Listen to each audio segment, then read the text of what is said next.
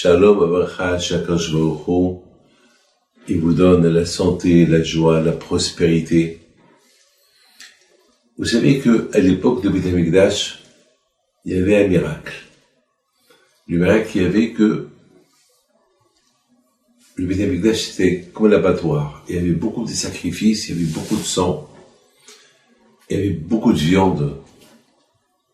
Il y avait des milliers de bêtes égorgées chaque jour. Et vous savez que le sang attire les moustiques, attire les araignées, attire les fourmis, il attire les mouches, il attire le sang, il attire tout. Et dans la mer, le sang, il attire les requins, il attire les animaux, les carnivores, enfin. Et voilà, il y avait un miracle. C'est de la folie. Hachem, il protège son Beth Amikdash. Jamais on a vu une fourmi. Jamais on a vu une mouche, une moustique, un cafard, un scorpion. Pourquoi? Parce que c'est des insectes qui sont impurs. Le Beth Amikdash, c'est la maison sainte. C'est l'un des miracles qu'il y avait. Vous savez, c'est très dur à croire à ça, mais c'est ça. C'est ça, à Israël, on a l'Emouna, et c'est comme ça.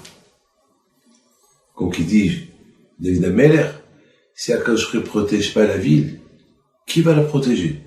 Nous on croit que c'est la police qui la protège. Nous on croit que c'est avec les armes qu'on fait la guerre. Mais il faut qu'il y ait Hachem. S'il n'y a pas Hachem, qu'il aide la police, s'il n'y a pas Hachem qui aide les soldats pour gagner. Vous savez, on a vu par exemple les Grecs contre les Hashmonaïm. Les Grecs, ils étaient nombreux. Les Hashmonaïm, ils étaient pas nombreux. Ils étaient faibles. Les Grecs, c'était des gens forts. C'était des Hercules, des Massistes. C'est des gens avec des sportifs, ils étaient entraînés, des gladiateurs. Et les Hashmonaïm, ils étaient maigres, ils n'avaient même pas de quoi manger, parce qu'ils étaient cachés dans les grottes pour ne pas se faire repérer par les Grecs et tuer, condamner.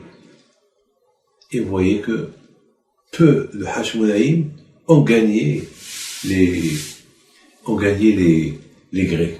Il y avait mes amis à Rabbi Amar ben Diwan, il y avait une famille qui ont passé Shabbat là-bas, et soudainement il y a un bus qui est venu, un bus israélien.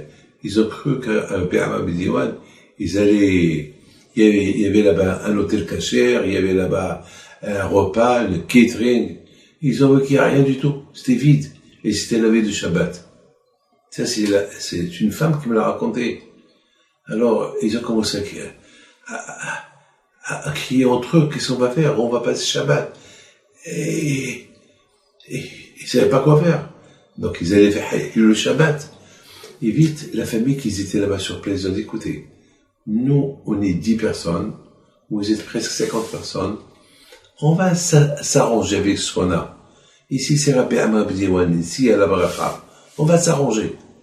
Vous n'avez pas profané Shabbat, vous êtes venus passer Shabbat sur le Tzadik, restez. Il y a encore un peu de temps avant Shabbat, vite, on va acheter on va vite acheter un peu de légumes, et il n'y a pas le temps pour cuisiner, mais on va, avec ce que j'ai. Et me raconte la femme, tout de suite, ils ont préparé, mais sur la dafina, qui était faite pour 10 personnes, les 60 personnes l'ont mangé. Comment vous comprenez ça? Il m'a dit, Rabbi David, à qui je vais raconter ça? Il m'a dit, Rabbi David, à qui je vais raconter ça? Il y avait la bracha. Il y avait la bracha dans la dafina. Tout le monde l'a mangé. Bien sûr, moi je suis un croyant. C'est pas bon qu'on va raconter ça. C'était la même histoire avec mon père. Mon père était à Dimona, il était à une Brit Mila, et mon père c'était le Sandak, et toute la ville, ils ont entendu que mon père était à Dimona, tout le monde est venu pour la Brit Mila, Et les gens, ils ont commencé à respecter. Ben, ce monsieur-là, il est fou. Il a invité tout le monde. Regarde la table, il est maigre. Il n'y a rien du tout sur la table. Mais le monsieur, il n'a pas invité tout le monde. C'est eux qui sont venus parce qu'ils ont entendu que Rabbi Moshe Pinto, il est là. Alors eux, chacun a cru que c'est le Baal Habayit qui a invité. Et mon père, Alav Shalom, à un moment donné, il a entendu quelqu'un dire, attends, mais, qui va manger et qui ne va pas manger?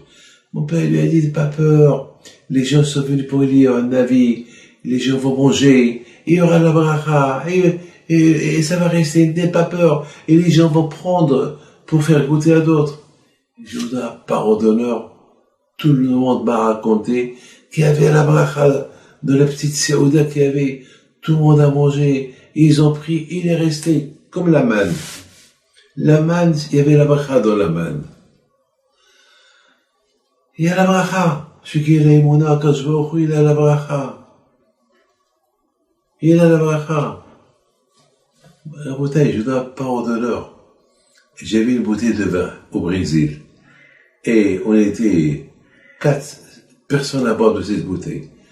On a bu trop. On s'est rendu compte. Attends, mais on a bu presque 4-5 verres chacun. On s'est même pas rendu compte. Comment? On ne sait pas. Il y avait William avec moi. C'est de la folie. On s'est rendu compte que, attends, mais c'est pas possible. C'est une bouteille, c'est pas une bouteille de 30 verres, c'est une bouteille de 5-6 verres. Comment? On ne sait pas. On était dans la boisson, on parlait d'Ivrei Torah, on ne s'est pas rendu compte. Mes amis, il y avait un Brésilien qui a été kidnappé. Il s'appelle M. Tawil.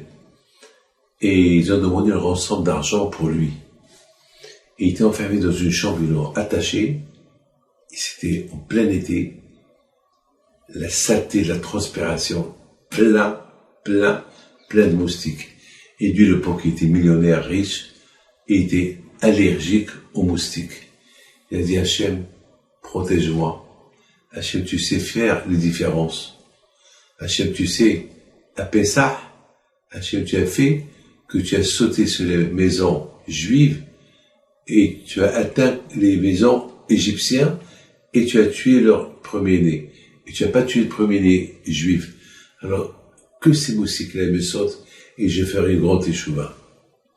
Ah ben, il me raconte, lorsque je suis parti au Brésil, il a fait une grande séouda à tous les rabbanim, il a raconté cette histoire.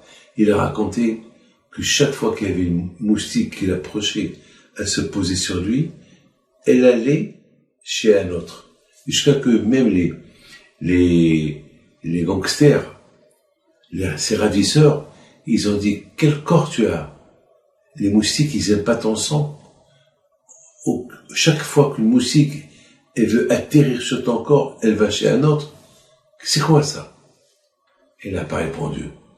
Lorsqu'il a été libéré, et il a pensé à cette histoire. Il a dit dans sa tête, peut-être c'est une coïncidence que j'ai un sang qui n'est pas adapté aux moustiques. Eh bien, ce soir là-bas, il a été massacré par les moustiques. Il a compris que Hachem, il a fait un miracle avec lui. Alors maintenant, on comprend très bien les moustiques que jamais ils sont partis au Beth Amikdash. Si les moustiques, ils ont sauté ce monsieur-là pour ne pas le piquer, comment voulez-vous qu'il reste au Beth Amikdash, l'endroit le plus saint, l'endroit, la maison d'Hachem. Que Hachem vous protège, vous donne la slaha. Amen.